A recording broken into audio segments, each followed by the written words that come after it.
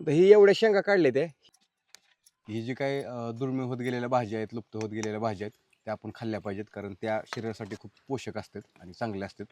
शेंगाची भाजी चांगली झाली. लय भारी झाली बाबा. नमस्कार, मी तानाजी. तर आजचा आपला बेत आहे अशी एक भाजी, जी भाजी बऱ्यापैकी लोकांना माहीत नसेल, काही मोजक्या लोकांना माहीत असेल. आणि ही भाजी पण आजकाल दुर्मिळ होत गेली, लुप्त होत गेली. त्या भाजीला पण कोण अपघात बसत नाही, सहजासहजी ती भाजी कोण करत नाही. आणि ती भाजी आहे हादग्याच्या शेंगाची भाजी. तर 2 महिन्यापूर्वीच आपण हादग्याच्या फुलाची भाजी कशी करते ती बघितलं होतं. तर आज आपण हादग्याच्या शेंगाची भाजी कशी करते त्याची प्रक्रिया आणि पाककृती बघू.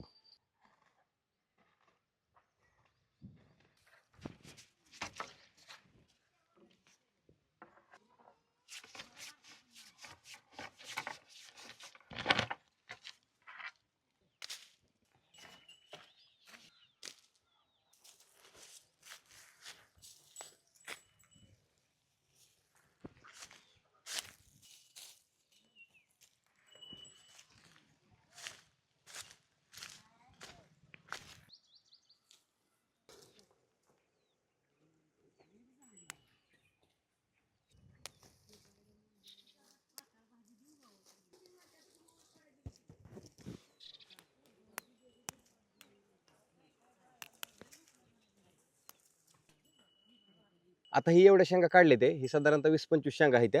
आणि शेंगा काढताना मध्यम साईजच्या शेंगा काढायच्या, म्हणजे मध्यम आकाराच्या. जास्त मोठ्या पण नाहीत आणि जास्त बारक्या पण नाही त्या. मोठ्या शेंगा खायला चांगल्या लागत नाही त्या, जरा डचक डचक लागते त्या. जास्त बारक्या पण नाही, जास्त मोठ्या पण नाही. ही अशा गवारीच्या आकाराच्या. गवारीची शेंग कशी असते आपली, तर त्या गवारीच्या शेंग एवढी शेंग असायला पाहिजे जाडीला. लांबी जास्त असते त्याची. तर ही अशा शेंगा काढायच्या.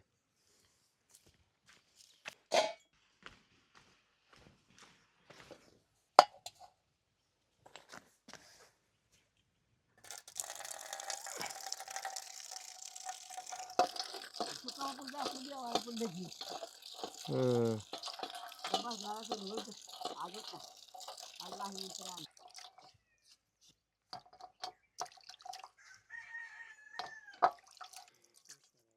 ही शेंगा पाण्यात 2-3 वेळा चांगल्या खंगळून घ्यायच्या, त्याचबरोबर हाताने चांगल्या चुळून घ्यायच्या. जरी ह्याच्यावर कुठलं कीटकनाशक, बुरशीनाशक, तणनाशक फवारलेलं नसलं तरी पण ह्याच्यावर धुळफुफुट असतोच. त्याचबरोबर वेगवेगळे पक्षी ह्याच्यावर येऊन बसतात. तर त्यांच्या पायाची घाण असेल, त्यांची विष्ठा असेल, तर ती ह्याच्यावर असू शकते. मग आपण पाण्यात 2-3 वेळा चांगल्या खंगळलं, हाताने चांगलं चुळलं की त्याच्यावरची सगळी घाण निघून जाते आणि शेंगा एकदम स्वच्छ होते त्या.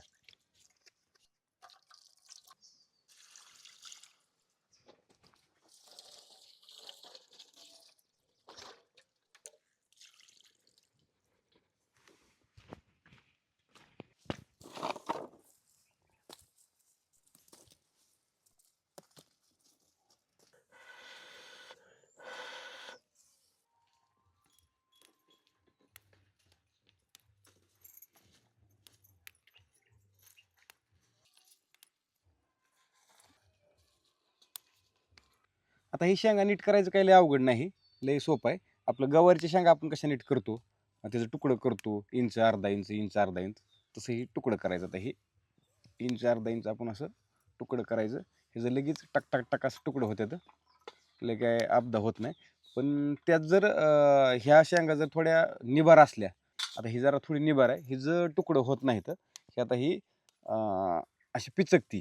जर तुकडं करायला गेली की पिचकती. त्यामुळं शक्यतो कवळ्या शेंगा घ्यायच्या, मोठ्या शेंगा घ्यायच्या नाही त्या. आणि मोठ्या शेंगा शिजत पण लवकर नाही त्या आणि खायला पण नीट लागत नाही त्या. त्यामुळे घेताना शेंगा अशा कवळ्या घ्यायच्या, ही अशा ह्या साईजच्या. आणि हे लगेच असं तुकडं होतं ह्याचं.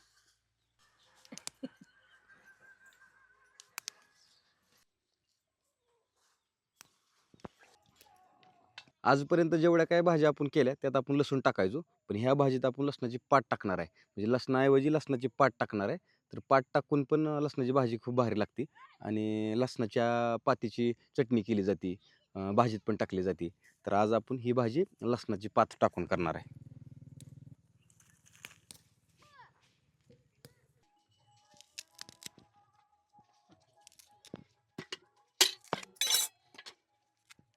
आता ह्या भाजीला फोडणी द्यायला जी माल मसाला लागणार आहे त्यात 2 खोंग शेंगदाणे घेतलेत, शेंगदाणे जास्त घेतलेत.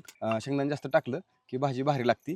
त्याचबरोबर एक 1.5 चमचा इसूर घेतलाय, मीठ घेतलं एक चमचा 1.5 चमचा, लसणाच्या पाती घेतलेत 10-12 त्या तोडून घेतले ते, आणि कढीपत्त्याची एक 10-12 पानं घेतली ती.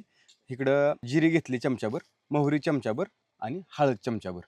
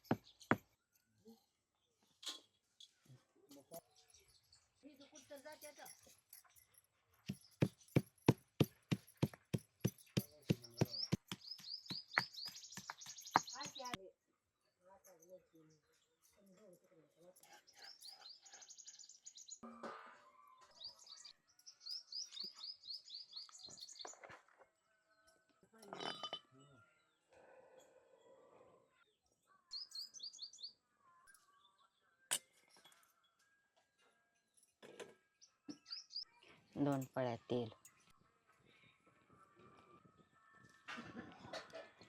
जिरी टाकायची, मोहरी टाकायची, कढीपत्ता टाकायचा, लसणाची पात टाकायची,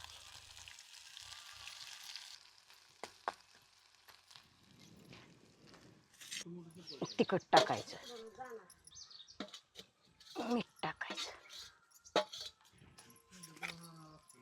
शेंगदाण्याचं कूट,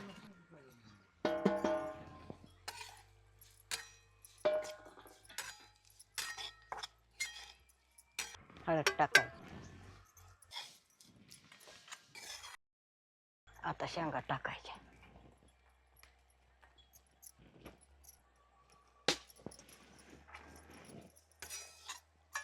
आता हे व्यवस्थित हलवून घ्यायचं.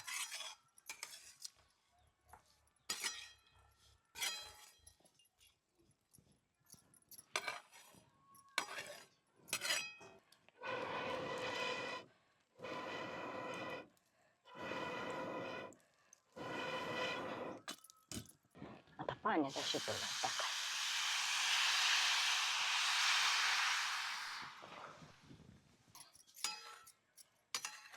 हलवू दे व्यवस्थित. आता झाकून ठेवायची. भाजी आता शिजाय टाकली. साधारणतः एक 10-15 मिनिटात भाजी व्यवस्थित शिजेल.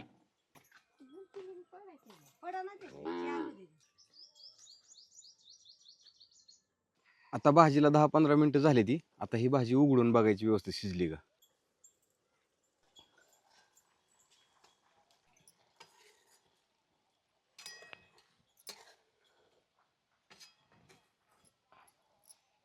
शिजली भाजी, बसा जेवायला आता.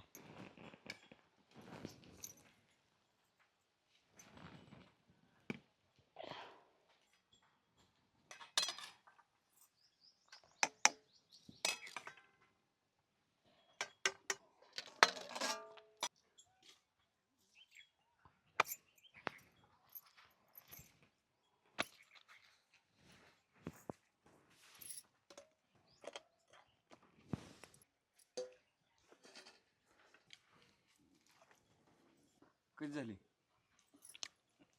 भाजी? मस्त झाली.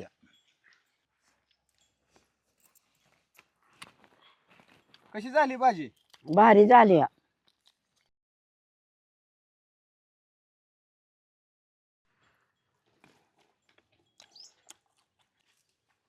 मस्त लागते भाजी. सेम टू सेम गवारीच्या भाजीसारखी भाजी लागते.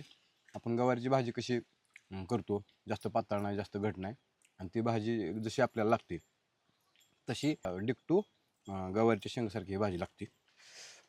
तर मी तर माझ्या व्हिडिओमधून सांगतच असतो की ही जी काय दुर्मिळ होत गेलेल्या भाज्या आहेत, लुप्त होत गेलेल्या भाज्या आहेत, त्या आपण खाल्ल्या पाहिजेत, कारण त्या शरीरासाठी खूप पोषक असतात आणि चांगल्या असतात. त्यात खूप प्रमाणात पोषक तत्व असतात. तर हे नुसतं व्हिडिओपुरतं मर्यादित न राहता, नुसतं बघण्यापुरतं मर्यादित न राहता सगळ्यांनी, प्रत्येकाने ह्या भाज्या करून खाल्ल्या पाहिजेत. आता हादग्याला चांगल्या शेंगा लागलेत. आजूबाजूला जर हुडकलं तर हादग्याची झाडं गावतेली आणि त्याला शेंगा पण गावतेल्या. तर शक्य असेल त्यांनी हादग्याच्या शेंगाची भाजी करून खावा. तर असा हे आजचा आपला हादग्याच्या शेंगाच्या भाजीचा व्हिडिओ. तर आशा करतो हा व्हिडिओ तुम्हाला आवडला असेल. जर तुम्हाला आवडला असेल तर माझ्या भटकताना यूट्यूब चॅनलला तुम्ही सबस्क्राईब करू शकता. त्याचबरोबर माझ्या भटकताना या फेसबुक पेजला तुम्ही फॉलो करू शकता आणि कमेंटद्वारे तुमच्या मला प्रतिक्रिया कळवा. आणि नंतर लवकरच भेटू अशाच नवीन व्हिडिओच्या माध्यमातून. तोपर्यंत धन्यवाद. Tata bye bye.